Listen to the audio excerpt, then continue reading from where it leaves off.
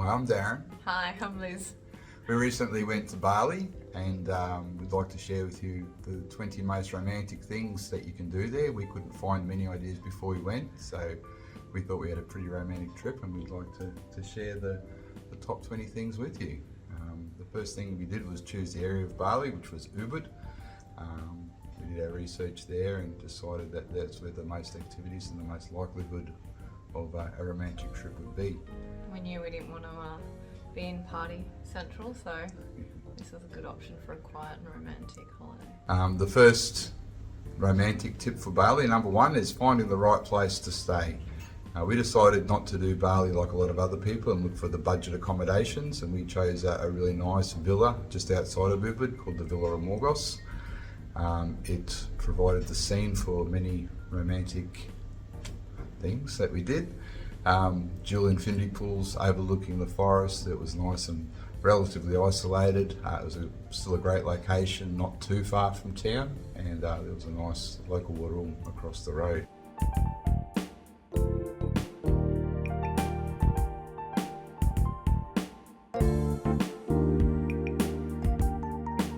Just ask the staff for whatever you needed and they'd make it happen.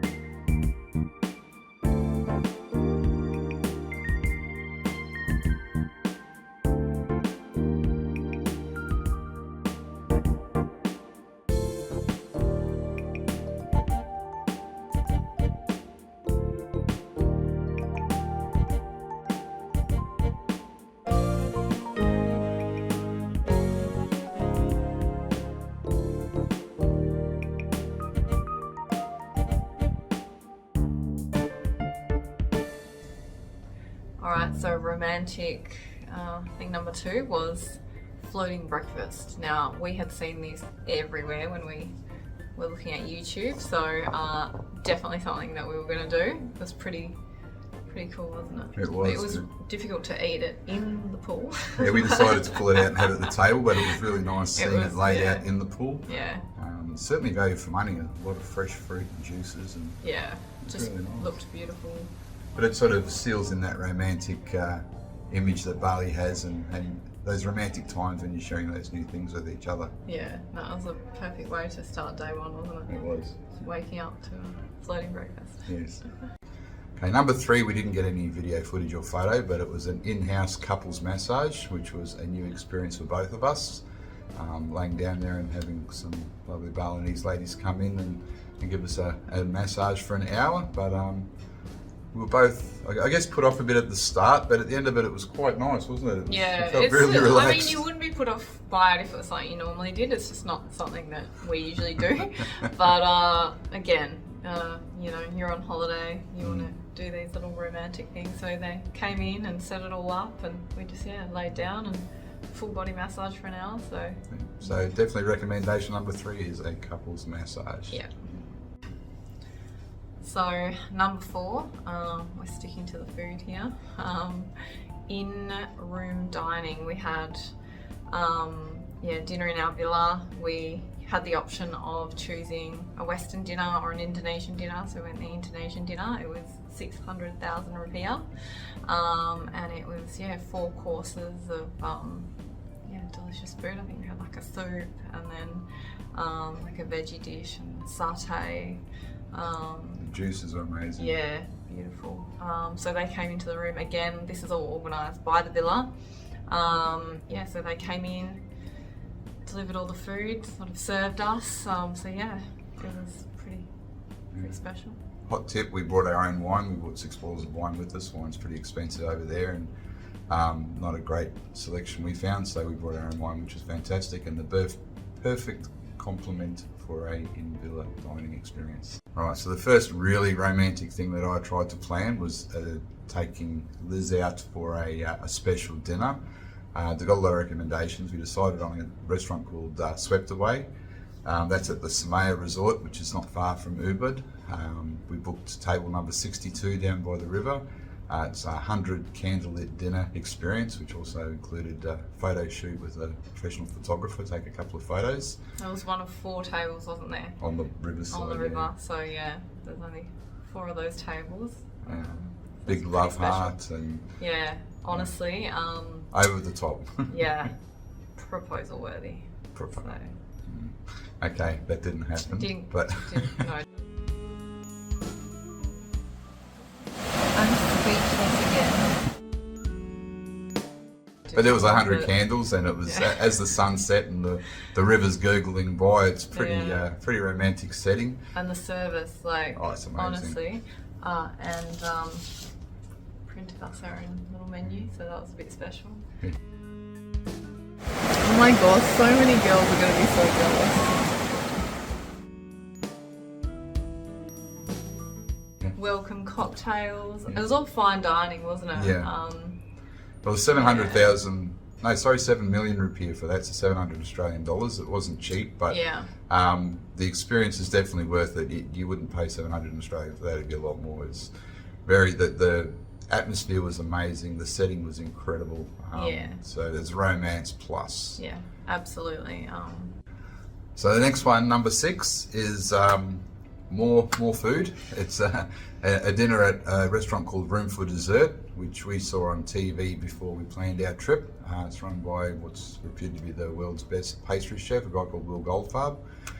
So we went there, and you got an option with dinner of cocktail pairing or non-pairing. For some strange reason, we chose non-alcoholic cocktail pairing. But they did actually give us halfway through the cocktail pairing and then realised. Yeah, they slipped. So I took. But we were fine with that.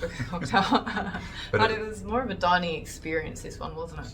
Yeah, 15 courses. Yeah. Seated in 3 areas of the restaurant. So, that's right. Yeah. Your first 5's in one area, then you get moved around the other side of the kitchen. Yeah, you walk through the kitchen, don't you? Through the kitchen. It's quite cool. Yeah. Every different chefs prepare each course, and then as they deliver them, they come up and they explain to you all about the course and where it comes from and what it does. It's just as much of an experience as a culinary experience as well. It's really highly recommended. Yeah.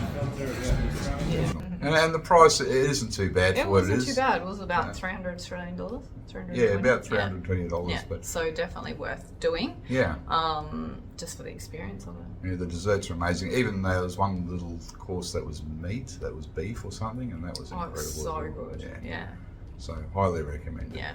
Number 7 is getting yourself a proper private photographer. A lot of people when they go to Bali get a driver and have him take some photos. We went the other way and looked around for a professional photographer who would do some driving for us.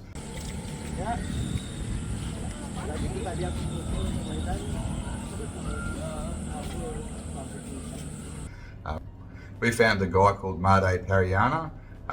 We had a look at his photos that he'd done previously before we engaged with him. On his Insta? Yeah, on his Instagram. We were very impressed. We liked the style of photography he did. So we engaged him. We paid him, it was a very reasonable amount actually. We had him for 2 full days. And several of the romantic experiences following this are a result of what Made has suggested and where he took us. But just the fact of having him doing these shoots and guiding us. Managing the whole thing, yeah. We ended up with some amazing photos that we definitely would not have got. Yeah, amazing experiences we wouldn't have had. Absolutely. Yeah. He could have charged us double and we would have had value. We'll leave his contact details in the comments along with the links for the accommodation and the other things that we're doing. But Made, highly recommended. Definitely look for a photographer that's a driver, not a driver that's going to snap some photos. Even if you do it every year, you're going to be different every time. Yeah. Capture the moments, they're special, and do it properly. And you can check out some of the photos that will be on the screen now, and you'll see how amazing they are. Alright, so number 8 recommendation is waterfalls. There Absolutely. are some beautiful waterfalls in Bali, and Mane recommended a few good ones to us. The first one was Sapung. We got there at about 6 a.m. So waterfall days were early starts, but absolutely worth it because you were the first ones there. Yeah. So we arrived well before anyone. There was a bit of a trek to get down to the waterfall. So we had to walk through the creek, wade up along the creek. Yeah, you do get wet. It is a bit slippery, so But going into that cavern, this one you go down along a creek bed through these high rock walls, and you get to this cavern that sort of opens up with the waterfall coming into it. It's just it's magic. Picture perfect. Yeah. It's stunning and absolutely worth going. Yeah. There's some rooms as well up the top after you finished. I think we stopped and had lunch, didn't we? Yeah. Yeah. Brunch. Brunch, It was too early. and it's definitely leg day when you're doing the waterfalls. Absolutely, you need some level of fitness, don't you? So Timmermana Waterfall was the second one. That was about 15 k's east of Ubud. Yep. That one was also very nice. Yeah. A lot of people. Yep. There was a staff member there just to police people swimming because. The waterfall's quite powerful Yeah. where it hit the water. So. But I ended up being a bit of a photo shoot situation with Mardo directing me on how to. That was cool.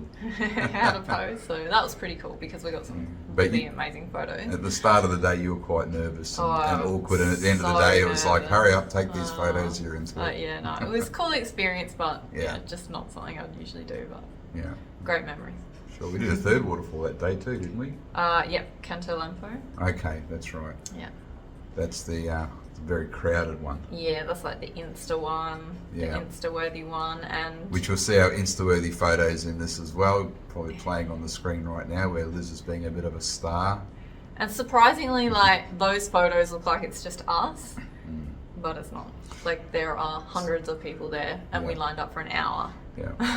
There's a couple of local photographers down the bottom of the waterfall. They sort of control the line, and they'll grab your camera and take some photos. Yeah.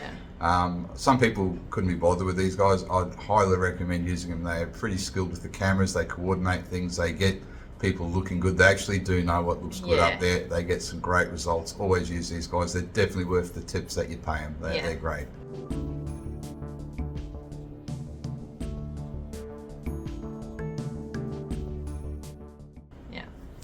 And the last waterfall, Buana Sari Amertha waterfall. That's where we went the second day, wasn't it? Yeah. That was probably the hardest one, the hardest trek. That was about 60 k's north of Ubud. It's a lot further than the other waterfalls, but we were the only people there. It was incredible. And wasn't there actually like four waterfalls within that? Yeah, we went to waterfall number 2. There is a bigger one there, but this one I think is the prettiest, and we got some great photos there. It looks a bit like out of Jurassic Park or Adam and Eve type sort of photos. We've had some blown up and put on the wall. Yeah, that was probably the most picturesque waterfall. Yeah.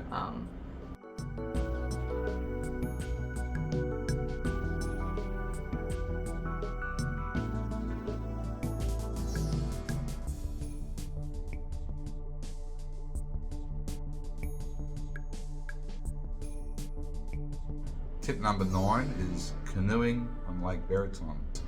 We didn't realise how crowded this place can get later on in the day, but when we got there, we were the only people there, and Marte had also organised a local with a canoe for us to use for some of the photos in our photo shoot. But as part of that, we got to paddle around a bit, and it was so quiet, so serene. There was a little bit of mist on the lake. The sun was just coming up, and this magnificent water temple just sitting there. And it was like the world was our own. There was nobody around. It was completely quiet. It was amazing. Yeah, the grounds there are beautifully manicured. Just beautiful gardens. Obviously the lake was picture perfect. So yes, definitely recommend. So recommendation number 10 is a beautiful glasshouse restaurant called Rumah Gemuk. Rumah Gemuk. Yeah. So we went after Lake Beratan Temple, and yeah, this place is just beautiful. It's just like a massive terrarium style glass house. They had a wedding going upstairs, so we sat downstairs and you could arrange a picnic. Yeah. Inside, it's upstairs is sort of like table dining, and downstairs is a picnic area, which is where we had and lunch. some beautiful, photo-worthy parts of the restaurant.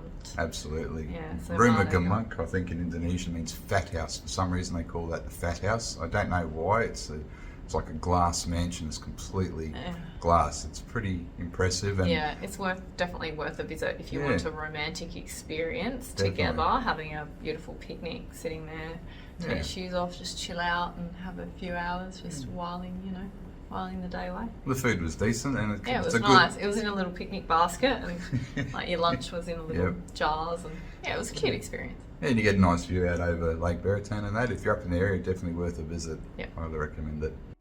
That was our first 10 Bali recommendations. We're going to do another 10, but we've run out of time, so stay tuned for our second video, 20 romantic things to do in Bali. It'll be the next 10.